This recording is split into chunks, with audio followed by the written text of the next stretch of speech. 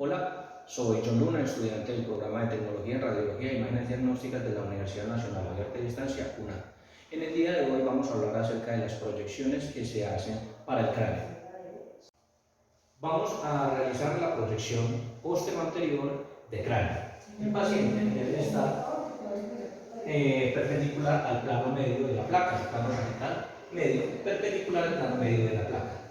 Paciente en bipedestación, se puede hacer también en decúbito prono, pero preferiblemente se hace así para observar los niveles aéreos y acuosos de los senos paranasales. Bueno, la placa debe de estar a una altura que la línea orbitomeatal quede perpendicular a el plano medio de la placa. Paciente con la frente y la nariz pegada a la placa. El rayo central debe quedar con la línea orbitomeatal alineada. El paciente va a colocar sus manos sobre los hombros con las palmas en la placa. Esto para evitar rotación del cráneo en el momento de la proyección.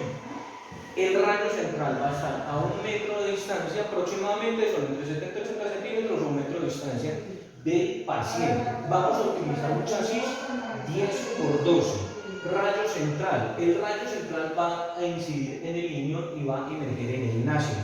El paciente debe sostener la respiración antes de iniciar cualquier radiografía. Se debe solicitar al paciente retirarse cualquier elemento metálico, ya sean cadenas, aretes, cremalleras o demás, que puedan resaltar en la imagen que se solicita. Bueno, vamos a movilizar el rayo.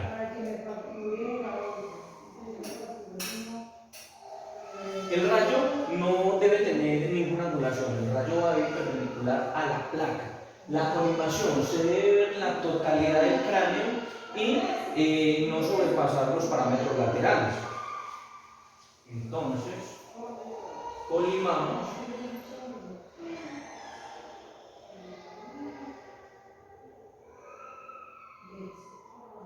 Con la colimación lo que hacemos es tener una imagen mucho más concentrada, mucho más pequeña, mucho más definida y pulida, ¿cierto? Pero también evitamos de que el paciente sea irradiado sin necesidad. Vamos a subir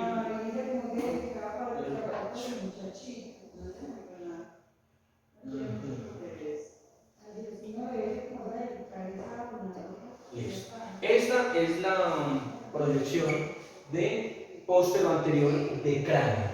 Aquí es donde se va a colocar el rayo. El rayo no tiene ninguna angulación, como lo decía anteriormente, y esta sería la colimación.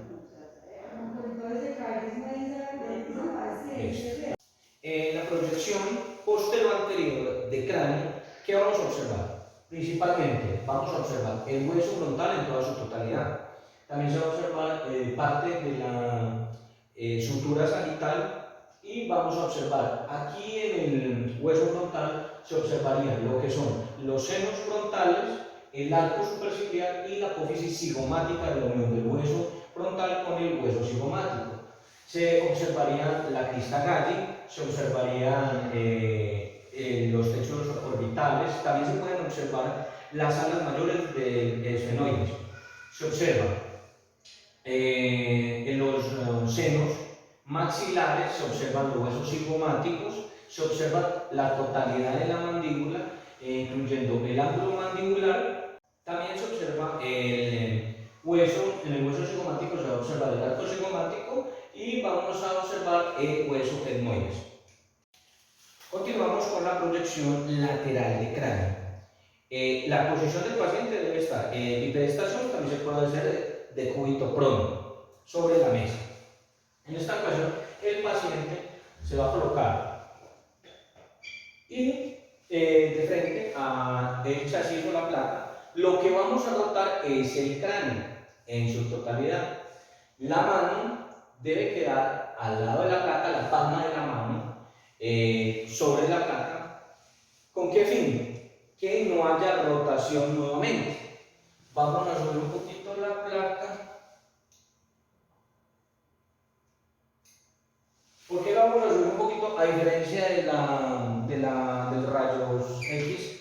de la proyección posterior. El rayo central va a incidir 5 centímetros por encima del conducto auditivo externo. Entonces, él debe quedar más o menos ahí.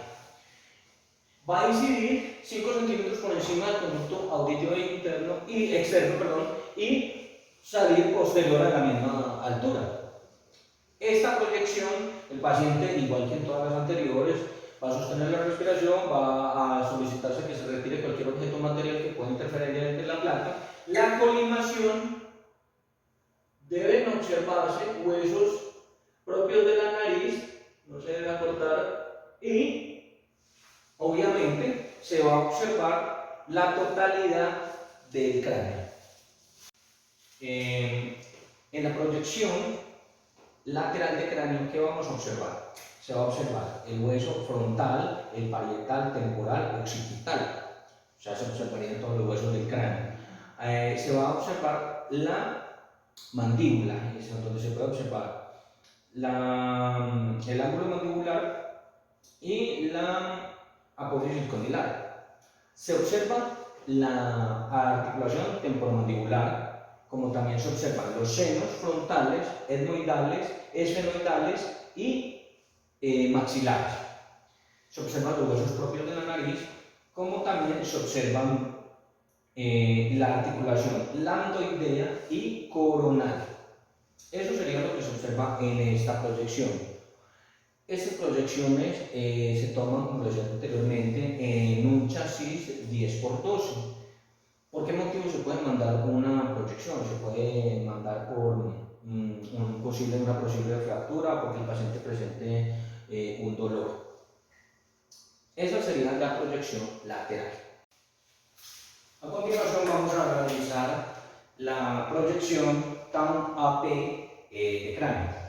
El paciente lo vamos a poner en decúbito supino. Su plano medio sagital va a ir perpendicular al plano medio de la placa. Si contamos con un apoyo, se utilizan algunos apoyos para elevar el cráneo, la angulación del rayo va a ser de 30 grados. Si no contamos con la angulación, debe ser de 37 grados.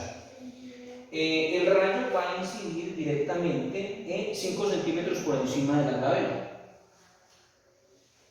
La placa va a ser una placa 10×12, o sea, siempre va a ser 10×12. El paciente, la línea orbitomeatal tiene que estar a 0 grados, perpendicular a la placa. ¿Para qué? Para que haya una mejor proyección. Entonces, movemos el equipo, le hacemos la rotación correspondiente de 37 grados.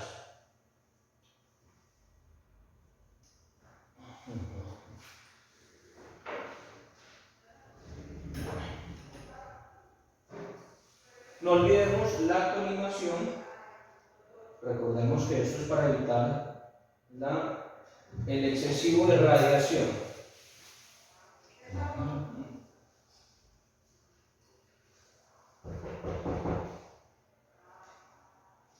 Esta sería nuestra proyección.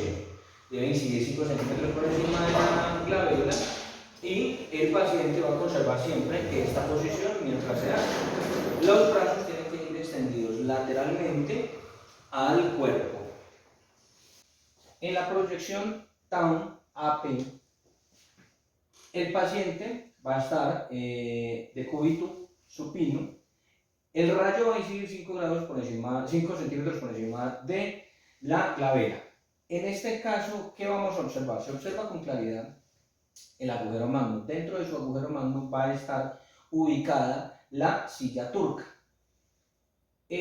Al identificar, esa debe ser la posición, la ubicación correcta de la silla turca para saber que tenemos una proyección adecuada. Vamos a ver las apófisis mastoides. También vamos a ver el hueso occipital. Esos serían las partes de estudio, los criterios que tendríamos para evaluar la proyección de TAM. Ahora vamos a realizar la proyección de Hirsch de cráneo. En esta ocasión el paciente se va a hacer en bipedestación. Si la proyección se hace de cúbito supino, el paciente, la angulación del rayo va a ser de 40 a 45 grados, pero en este caso, como el paciente va a estar en bipedestación, vamos a ubicarlo.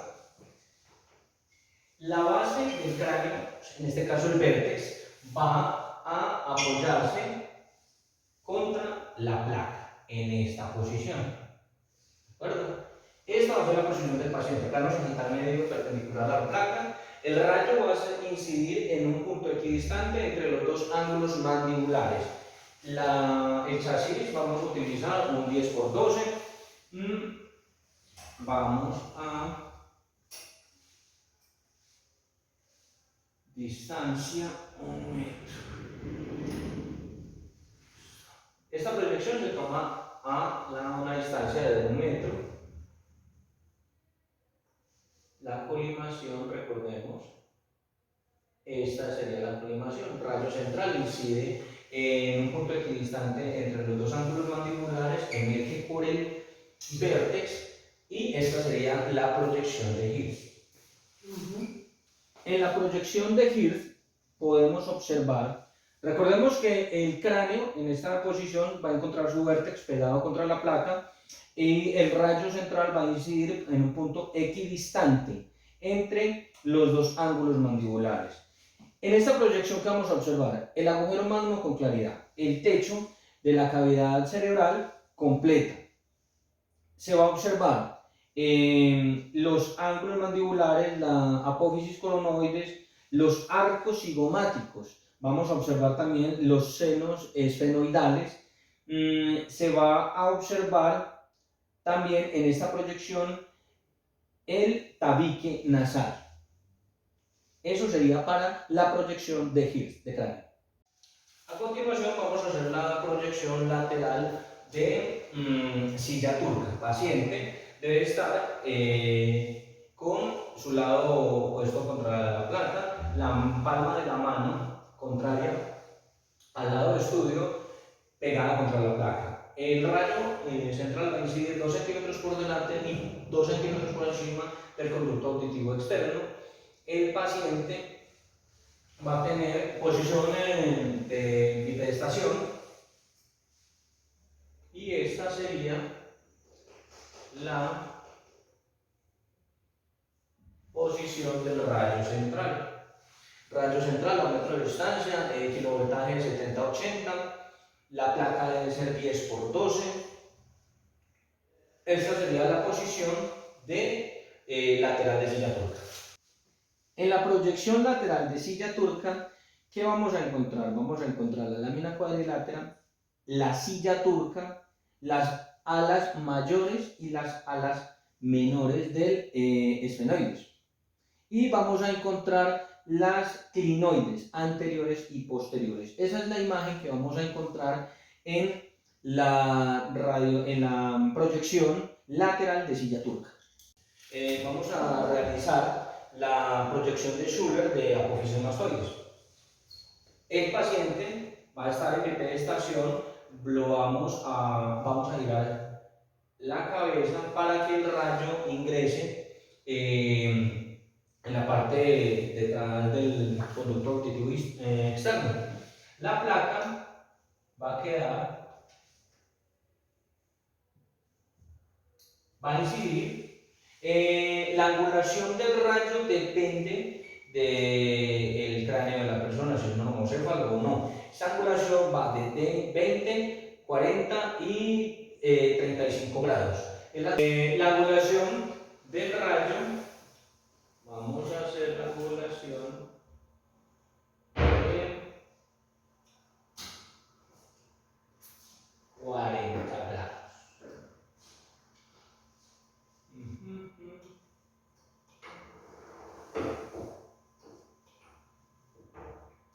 Este sería el tope.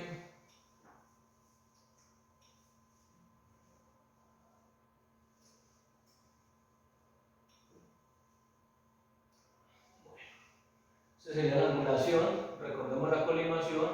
La placa, en esta placa se va a hacer en una placa de 8 por 10. Esta sería la proyección de apófisis mastoides dependiendo su lado, derecho o izquierdo, comparativas en algunas ocasiones para detectar si de pronto tiene una anomalía o una malformación genética.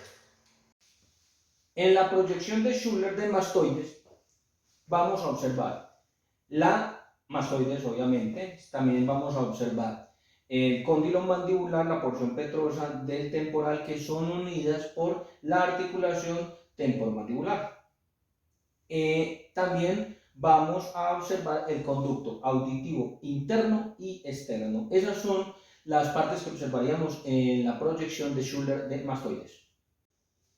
Vamos a hacer la proyección posterior de silla turca. El paciente debe estar de bipedestación o decúbito prono. Vamos a pegar la frente del paciente y la nariz, de tal forma que la línea orbitomeatal quede perpendicular a la línea media de la placa. Plano sagital medio del paciente perpendicular al plano medio de la placa. Rayo central va a estar a 1 metro de distancia, va a tener una angulación de 25 a 30 grados. Va a incidir en un punto equidistante entre el vértex y el íneo para tener una salida en el nacio. Se va a utilizar una placa, un chasis de 10 por 12. Esa sería la proyección posterior de silla turca. En la proyección posterior de silla turca vamos a observar las apófisis crinoides, tanto las anteriores como las posteriores. Vamos a ver también el borde del peñasco, la lámina cuadrilátera y el seno etmoidal. Esas son lo que vamos a observar en la proyección posterior anterior de silla turca.